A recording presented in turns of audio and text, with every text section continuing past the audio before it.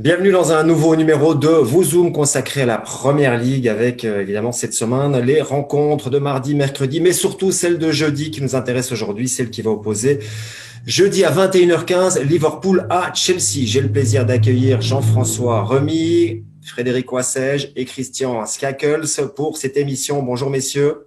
Bonjour. Bonjour Serge. Et je Bonjour vous Serge. propose de commencer avec Christian et de faire, comme traditionnellement, le bilan de la 26e journée qui s'est terminée lundi soir par la victoire d'Everton. Bon, on a moins marqué que d'habitude et j'ai l'impression qu'on marque moins depuis maintenant quelques journées. La moyenne diminue puisqu'on a marqué sur la 26e journée 19 buts ou même 18 buts, exactement. Ben voilà, on descend encore en termes de moyenne de buts par match, puisqu'on est à 2,66 maintenant, on était à 2,70, on avait déjà passé le record vers le bas la semaine passée. Voilà, on descend encore. Il y a un peu plus de victoires à domicile. Au niveau des buteurs, c'est toujours Salah qui mène le classement avec 17 buts. Par contre, il est enfin là, il a enfin rejoint Harry Kane qui lui ne délivre plus d'assists, c'est Kevin De Bruyne. Et voilà, il est parti, il va probablement prendre le haut du classement dans les semaines à venir. On marque moins, messieurs, en première ligue. On a l'impression qu'il y a de la fatigue, évidemment, avec cette saison complètement folle, avec des matchs tous les 2, 3 jours, avec encore des rencontres à Missman. Est-ce que ça explique la baisse de buts, mais aussi un petit peu de spectacle, puisque Jean-François, vous étiez notamment aux commentaires de cette rencontre qui a opposé Chelsea à Manchester United, et franchement, on en est sorti un petit peu déçu, en tout cas en termes de spectacle. Et pas de but, évidemment, puisque ça s'est terminé sur un 0-0. Bah, ça dépend toujours comment on voit le football, Serge, simplement. Je sais qu'un match qui se termine par 0-0, voilà, ça déçoit, on aimerait bien avoir des buts, etc. Il y a le score, il y a le contenu. Le Oui, contenu mais dans n'était le pas à la contenu, hauteur de l'affiche. moi, je trouve que le contenu est à la hauteur, excepté peut-être dans les 30 derniers mètres, mais j'ai vu une rencontre dans laquelle Bah, beaucoup de en général, c'est là qu'on marque les buts. le football, c'est aussi l'intensité, l'intention des joueurs, euh, alors les intentions collectives, individuelles, etc. Et j'ai vu beaucoup de bonnes choses.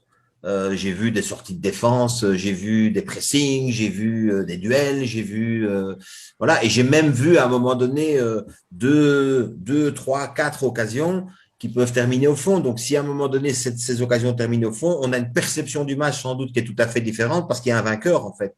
Et ici, voilà, donc je sais que la formule, il y a des bons et des mauvais 0-0 n'est pas une formule que tout le monde aime bien, mais pour autant, je ne me suis pas ennuyé dans cet affrontement-là. Vous avez vu donc le verre à moitié plein. Je suis un petit peu je reprends les paroles et les écrits des journalistes anglais qui étaient assez déçus par cette rencontre. Aussi peut-être parce que Manchester United a déjà fait beaucoup de 0-0, qu'on attendait peut-être plus aussi de cette équipe de Chelsea. Mais on va en parler dans quelques instants puisque Chelsea se déplace à Liverpool jeudi soir et on préface cette rencontre.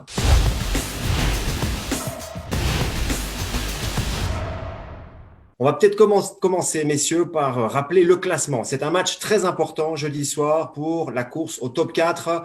Alors, on peut estimer maintenant que Manchester City est en train de s'envoler vers le titre, que Manchester United a plutôt tendance à consolider sa deuxième place. Par contre, pour le moment, on a Leicester qui est troisième. On a West Ham qui est quatrième. C'est 49 points pour Leicester, 45 points pour West Ham, 44 points pour pour Chelsea et 43 points pour Liverpool. On peut donc dire que c'est déjà, Frédéric, un match capital dans la course au top 4. Il reste 12 matchs. Ben, capital non, puisqu'il reste, vous venez de le dire, 36 points à prendre. Il n'y a pas urgence. Je pense que c'est pour ça que Tuchel, depuis qu'il est arrivé, il pense d'abord à ne pas perdre, à stabiliser son équipe. Je pense qu'ils auront un peu plus de certitude quant à l'équilibre de l'équipe. Ils vont recommencer à se projeter un petit peu plus. Mais c'est certain qu'il y a je pense pour moi qu'il y a 9 équipes qui sont concernées par le top 4 et donc il y a urgence de points, vous avez raison de le dire, mais là dans l'immédiat ils sont à 1 et à 2 points du top 4. Donc voilà, l'urgence, elle est de retrouver son efficacité offensive de tous les côtés, parce que vous parliez qu'on marque moins, je suis d'accord avec vous, mais quand vous voyez que les deux meilleures attaques, c'est-à-dire City et Manchester United, depuis le début de la saison, ils ont une moyenne de 2 buts par match. Est-ce que vous imaginez City, Manchester United? Donc ça veut bien dire, comme vous le disiez, à mon avis, évidemment, il y a la fatigue, et puis toutes ces équipes du top. Quelle est la différence par rapport à toutes les autres équipes? C'est qu'ils font tout plus vite et mieux que les autres parce qu'ils ont des joueurs techniquement supérieurs. Et on a l'impression que cette année, ils sont plein de périodes dans la saison, ils n'ont plus de jus, donc ils ne savent plus exploiter leur supériorité technique en étant plus rapides que les autres. Donc je pense qu'une des explications qu'on marque moins, c'est justement la fraîcheur qui manque à tous ces joueurs de classe mondiale et ils ne savent plus faire la différence comme ils le faisaient avant. Donc voilà, quant à votre question, tous les matchs, c'est juste, seront pas décisifs, mais très importants. Mais par exemple, voyez Liverpool, leurs 10 derniers matchs, c'est 6 défaites et ils sont quand même qu'à 2 points du top 4, je crois. Donc voilà, tout va bien pour eux, entre guillemets. Avant cette série, ils étaient leaders, donc il y a quand même une grande différence. Non, mais à partir du moment où il y a déjà eu 9 leaders différents, je veux dire, ça veut plus dire grand-chose, quoi. Il y a des bonnes phases, comme on va le voir tout à l'heure avec les tableaux. Voilà, il y a 3-4 matchs où on est inarrêtable, il y a 3-4 matchs où on n'est plus rien. Voilà, cette saison est complètement différente des autres, elle est folle. Mais c'est vrai que la fraîcheur joue un grand rôle dans entre guillemets, le manque d'efficacité des grosses écuries, parce que je sais pas ce que vous en pensez, mais City, 2 buts de moyenne par match, United, 2 buts de moyenne par match, Liverpool, c'est moins de 2 buts, on n'était pas habitué à ça. Effectivement. Et Christian va peut-être revenir sur aussi les matchs entre équipes du top 6.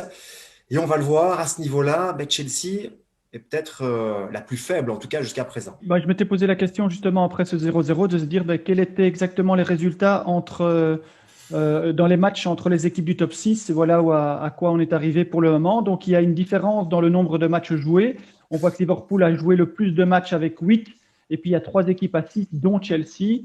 Si on regarde en deuxième ligne au niveau des points pris et des points possibles qui étaient à prendre, on se rend compte en fait finalement qu'il y a, à part Leicester pour le moment, mais avec 6 matchs seulement, il n'y a qu'une seule équipe qui a pris plus de la moitié des points dans des rencontres entre équipes du top 6.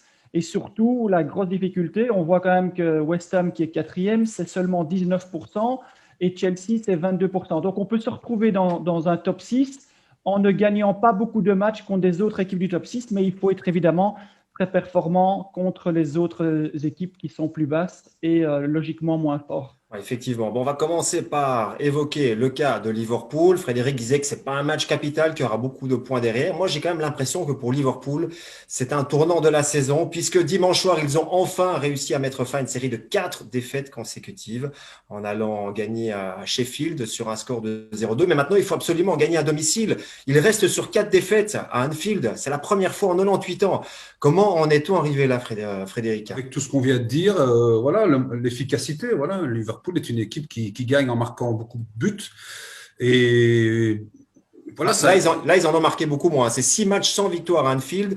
Et de mémoire, ils ont marqué, je crois, 2 buts dans cette série de 6 matchs. Ouais, non, ils ne marquent plus chez eux. Il n'y a plus de public, évidemment. Vous avez raison que psychologiquement, il est plus que temps qu'ils aient une victoire significative, même si leur victoire à Leipzig, il faut quand même le faire, d'aller s'imposer en déplacement, entre guillemets, en déplacement en Ligue des Champions, mais ça s'explique par tout ce qu'on dit depuis le début de la saison. Voilà, les mecs sont cramés, et voilà, il n'y a pas eu de préparation. Qu'est-ce qu'on peut dire d'autre? Je veux dire, on a déjà constaté dans les émissions précédentes que ça continuait à tirer, ça continuait à avoir le ballon, ça continuait à attaquer, mais ça marquait beaucoup moins, c'est tout. C'est une question d'efficacité. Et ce facteur public est pour moi est très très important, très très important, notamment parce que dans des moments, cette année, on a l'impression que tout le monde vit une saison difficile. Et dans les moments difficiles, l'avantage de jouer à domicile, c'est d'avoir son public. Il n'est plus là. Vous me direz que c'est valable pour tout le monde, mais ça aide certains. Il y a certains stades qui sont plus propices à donner ces 10-15% en plus. Problème offensif pour Liverpool, on vient de le dire, il marque peu ou quasiment plus à domicile, mais aussi problème défensif, Jean-François.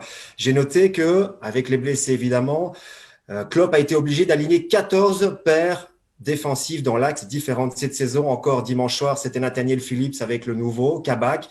Et on sent quand même cette fragilité. En plus, Alisson n'était pas là puisqu'il a perdu son papa quelques jours avant. Il va peut-être déjà jouer jeudi, mais on n'est pas encore sûr. Donc, ce serait Adrian qui pourrait le remplacer. Le gros point d'interrogation, il est là quand même. Et oui, c'est vrai que c'est un problème qui, depuis le début de la saison, est assez incompréhensible. Il y a une malédiction. En fait, il n'y a plus personne qui veut jouer au poste de défenseur central à Liverpool de peur de se blesser. Le dernier en date, c'est Henderson, effectivement. Voilà, mais c'est quand même étonnant, quoi. Van Dijk, Gomez, Matip, Fabinho, Henderson, dans la position de défenseur central, ils se blessent, tous les deux. Donc, Fabinho qui peut éventuellement revenir jeudi, mais c'est pas certain non plus. Voilà, la seule bonne nouvelle, mais c'est pas un défenseur, c'est le retour de Keita cette semaine à la compétition. Oui, c'est un vrai problème parce qu'il faut mettre ça en parallèle avec le fait qu'à un moment donné, il ne marque plus aussi facilement et que donc à un moment donné, il il faut s'appuyer sur une solidité défensive.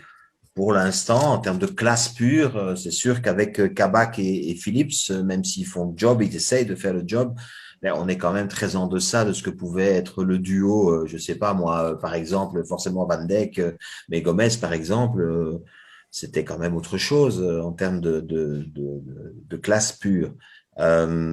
Maintenant, je regardais, Liverpool joue donc Chelsea. Il faut rappeler que ce match contre Chelsea, c'est un match avancé de la 29e journée. Et ensuite, il y aura Fulham, Wolverhampton et puis Arsenal. Ce qui veut dire que dans la continuité, peut-être que dans 4 semaines, on se retrouve ici et on a un discours qui a de nouveau changé. Donc, ils sont devant à peu près chaque semaine du fait que les autres ne prennent pas nécessairement beaucoup plus de points. Chaque semaine, on se repose la même question sur ce fameux top 4. Il n'y a qu'une équipe qui semble partie vers le titre, c'est City. Donc voilà, derrière, ça va se bousculer. Leicester donne peut-être l'impression d'être à bout de souffle et de ne pas pouvoir terminer la saison. Et les blessés aussi, avec Barnes notamment le week-end passé. Il y a beaucoup d'absents du côté de Leicester. Bien sûr. Donc voilà, il y aura encore pas mal de choses qui vont bouger, mais c'est le propre d'une équipe aujourd'hui qui veut jouer, je pense, en tout cas, la Ligue des Champions, c'est d'avoir une assise et une solidité défensive et d'avoir une certaine forme d'efficacité offensive. Ils ont un petit peu perdu des deux et ils ont trébuché pendant 4-5 semaines de suite. Et surtout que les deux gars, là, Phillips et Tabak, ils sont bien gentils, mais je pense que on a déforcé son milieu de terrain pour pouvoir, parce qu'on a besoin de joueurs en défense, mais aussi les premières relances du côté de Liverpool, la vitesse qu'ils veulent donner à leur jeu. Kabak et Philippe, c'est pas des mecs qui savent donner une première relance, qui cassent une ligne et tout ça, tandis que Fabinho, par exemple, pour moi, son retour serait vraiment une bénédiction pour pas seulement parce qu'il y aura Giroud. Bon, Philippe, au niveau du jeu de tête, il est génial, mais Fabinho, c'est quand même du plus costaud. Et aussi dans le jeu offensif, parce que aussi bien Anderson que Fabinho, c'est des gars qui savent très, très vite donner une bonne propre première relance. Donc, c'est tout. Vous devez compenser de tous les côtés.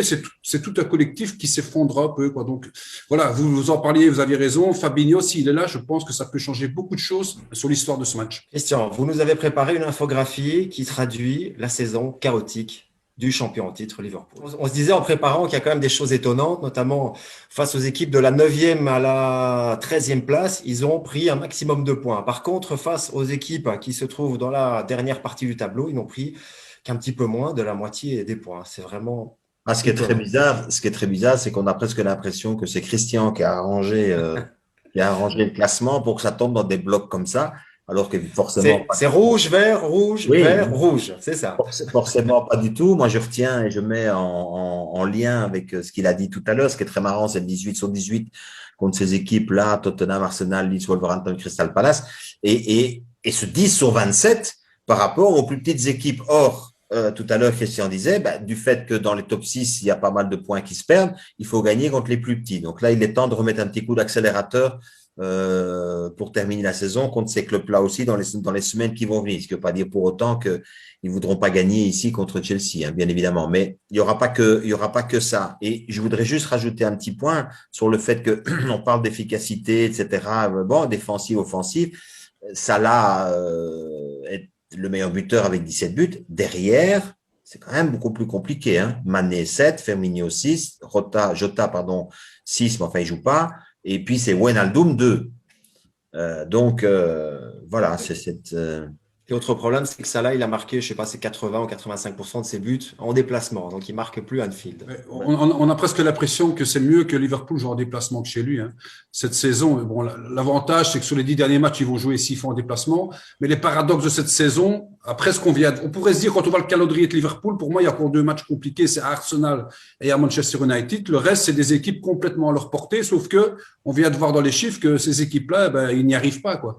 Donc, quand on regarde le calendrier, on se dit, ça va, c'est dans les 8-9 premiers au classement, c'est le calendrier le plus simple qui apparaît. Eh ben non, cette saison, pour eux, ce sera compliqué. C'est ça le paradoxe de cette saison. En tout cas, on a vu dans le tableau de Christian que Liverpool avait gagné le match aller du côté du Bridge, une victoire 0-2. Il reste d'ailleurs sur de très bons résultats face aux Blues. C'est une équipe qui réussit plutôt bien Klopp depuis maintenant 2-3 saisons. Et on va bien sûr parler de Chelsea, du nouveau Chelsea de Thomas Tuchel. Et on constate déjà que cette équipe est invaincue depuis que l'Allemand est arrivé. 9 matchs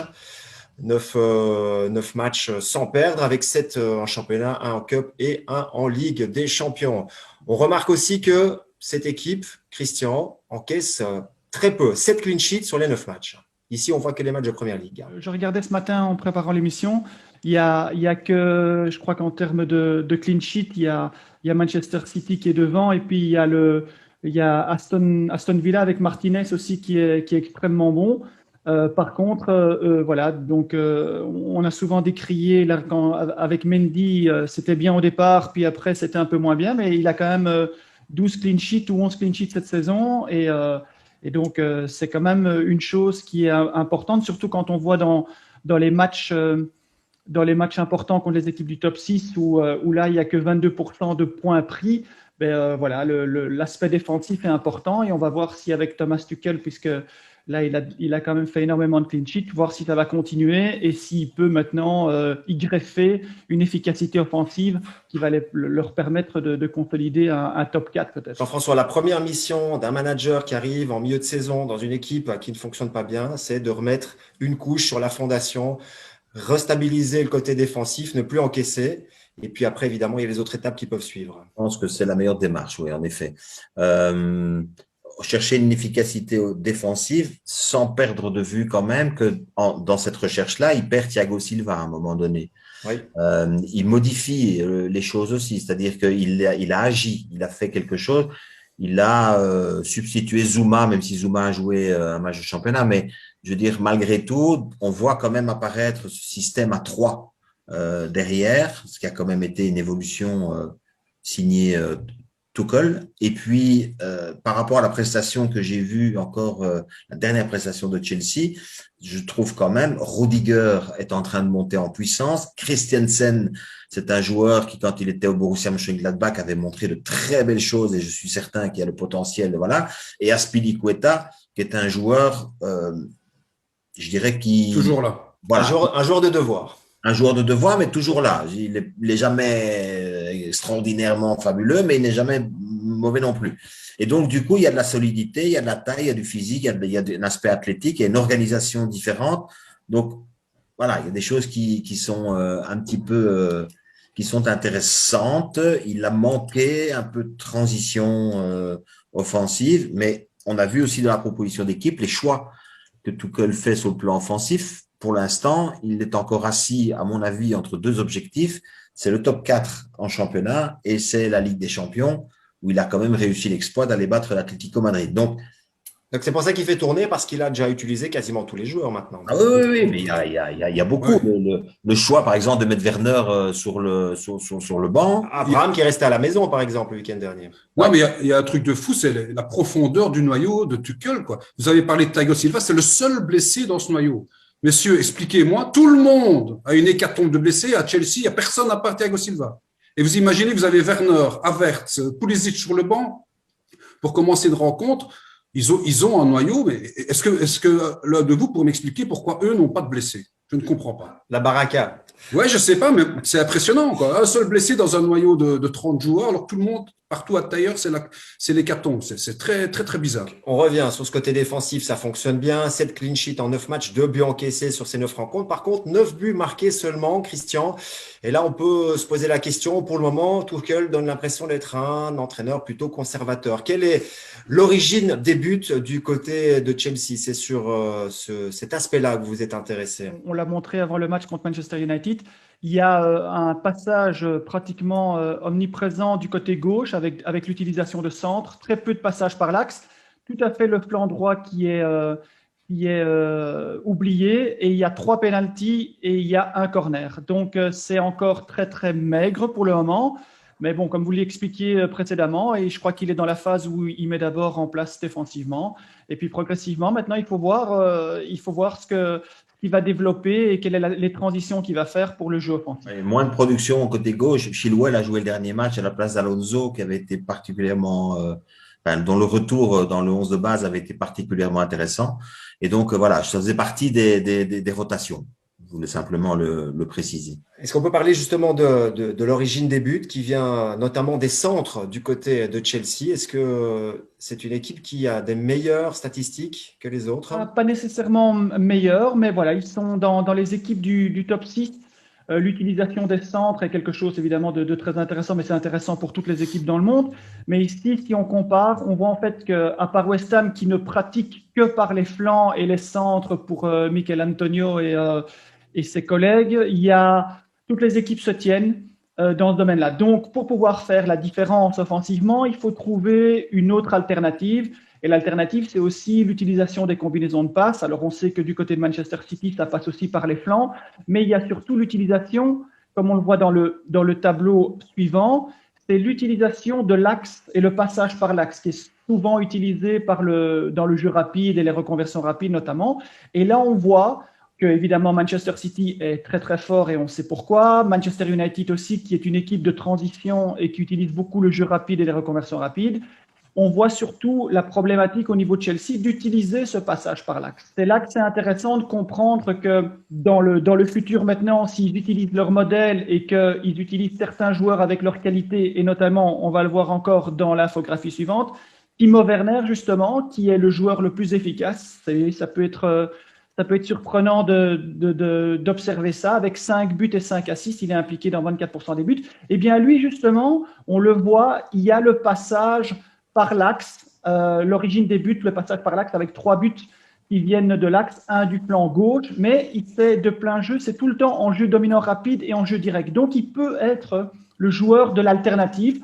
Malheureusement, il ne marque absolument pas de but sur centre et c'est très, très peu sur phase arrêtée. Par contre, ses passes décisives, il a donné 3 centres sur les 5 passes décisives. Ça veut dire que lui, en fait, c'est lui qui nourrit les autres dans le modèle par les centres, mais il marque les buts dans le modèle où c'est un peu plus restreint pour le moment et que peut-être que via Tuchel et avec ses projections rapides vers l'avant, il va pouvoir devenir de plus en plus efficace et faire remonter encore Chelsea au classement. Il ne jouait pas non plus contre Manchester United, hein, donc c'est important de le préciser aussi. Oui. Il n'était pas dans ce match au sommet-là. Donc, Werner, joueur qui a donc été le plus productif, c'est quand même étonnant parce que je vois quand même qu'il a passé 14 matchs de Première Ligue sans marquer, qu'il a un but sur les 17 dernières rencontres. Mais ça veut dire aussi qu'il n'y a pas vraiment de buteur qui sort du lot du côté de Chelsea. Par contre, ils sont 15 de mémoire à avoir marqué. Donc, c'est une équipe qui n'a pas de véritable buteur, mais le danger peut venir quand même de plusieurs joueurs. Jean-François, vous avez remarqué tout à l'heure par rapport à Liverpool, où il y avait les 17 buts de Salah, et puis après, derrière, il y avait un grand creux pour arriver à Mané, et puis après, pour finalement terminer par Wijnaldum à 2.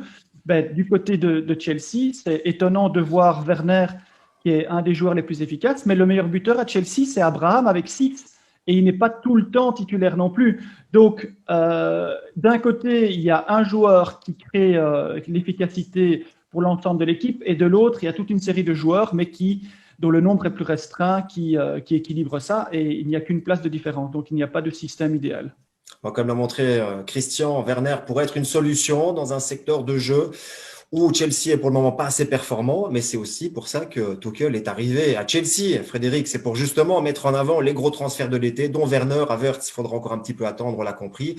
Mais rendre Werner productif et le faire marquer des buts comme il le faisait la saison dernière encore à Leipzig, c'est une des missions de Tuchel. Ouais, mais la mission individuelle, ce sera pour plus tard. Je crois que sa mission actuelle, c'est de qualifier cette équipe pour le top 4 et on a vu ce que ça donne parce que n'oublions pas que Tuchel, c'était aussi un grand adepte du Gegenpressing du football allemand. Donc là, il part au plus pressé. On remarque qu'il fait revenir des anciens comme Alonso, comme Azpilicueta. Donc c'est dans le sens de sa démarche et de reprendre. Souvent, quand on veut aussi rassurer, on remet des anciens qu'on sait bien qu'ils vont faire exactement ce que le coach demande. Mais je pense que Tuchel, c'est pas par hasard qu'il est là, quoi. Donc, déjà qu'il est allemand comme Werner, comme Havertz, tout ça, ces joueurs qui ont coûté un pognon fou et ce qui est normal. Ils ont une première saison pas vraiment extraordinaire, donc il est aussi là. Et je pense que c'est un entraîneur vraiment approprié pour permettre à ces jeunes-là de prendre une autre dimension. Mais cette année, je pense qu'il consolide, il cherche le top 4 et puis après, il va commencer à penser à lui, au football qu'il veut vraiment faire jouer. Et je pense que c'est un bon choix. Je rappelle quand même que Rudiger a joué en Allemagne, que Christensen a joué en Allemagne. Enfin bref, il y a une consonance germanique dans le vestiaire. Bon, ça peut être aussi. Et je trouve que dans le langage corporel, justement, parce qu'on parle de l'entraîneur, en 2 mots quand même, quand je le vois, j'ai l'impression qu'il a l'air bien dans ce projet, qu'il a l'air d'avoir bien l'équipe en main Et plus à la limite que quand il était, dans son langage en tout cas corporel, que quand il était en bord de touche du côté du Paris Saint-Germain. On a le sentiment ici qu'il va avoir un impact sur l'équipe, là où moi je suis pas trop sûr qu'il en avait un quand il était entraîneur de Paris. Voilà, c'est une petite parenthèse sur Tuchel. Mais vous avez raison, parce qu'il est dans une véritable opération séduction. D'abord, il parle très bien anglais, mais il est tout le temps souriant à l'interview. Il fait des petites blagues avec le journaliste. Et pour le moment, je pense que il est très apprécié, que son arrivée fait très plaisir aux journalistes et même à la Première Ligue, qui a en plus un entraîneur star en plus. Mais citez-moi un joueur d'une Chelsea qui peut se croire supérieur au club. Je ne vois pas. Vous allez à Paris, il y a Mbappé, il y a Neymar, tout ça qui peuvent vous dire, oh petit, tu te calmes parce que je vaux 200 millions et c'est pas toi qui décides, tu comprends? Donc c'est normal. Là, il est un peu, on a l'impression qu'il est le boss. Et la remarque de Jean-François, c'est vrai qu'on le voit engueuler ses joueurs directement.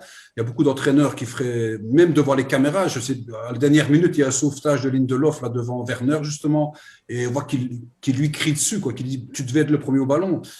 C'est vrai qu'on a l'impression il est déjà le boss, quoi. Et ça, c'est très important dans un vestiaire que l'entraîneur, ce soit lui qui soit le véritable boss qui prend les décisions. C'est l'impression qu'on a.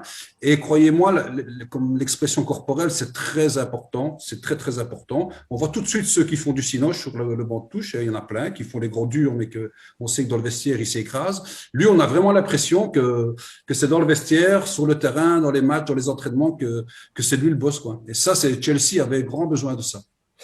Tuchel est arrivé à Chelsea pour redonner confiance aux joueurs allemands, mais aussi aux autres. Et Christian aussi pour gagner des matchs au sommet, ce que n'avait pas fait Lampard jusque-là. Donc, dans ces résultats, c'est évidemment 80% pour Lampard, puisqu'il n'y a que le 0-0 contre Manchester United. Mais voilà, il n'y a pas beaucoup de verts encore dans ces matchs au sommet. Et voilà, il faut gagner contre les plus faibles, mais il faut surtout faire à un certain moment la différence pour être vraiment dans le top 2 ou dans le top 3. Voilà pour cette rencontre Liverpool-Chelsea. Rendez-vous jeudi à 21h15 avec une opposition évidemment entre les deux anciens de Dortmund. Il y aura Klopp d'un côté, Tuchel de l'autre. Et puis on aura d'un côté Jean-François Remy, de l'autre Frédéric Wassège. De quoi passer un très très bon moment sur vous Sport World. On vous souhaite un excellent match et on se retrouve très bientôt parce que il y a déjà le derby de Manchester qui se profile. Merci Frédéric, merci Jean-François, merci Christian. Salut. Et à très bientôt. Bye bye.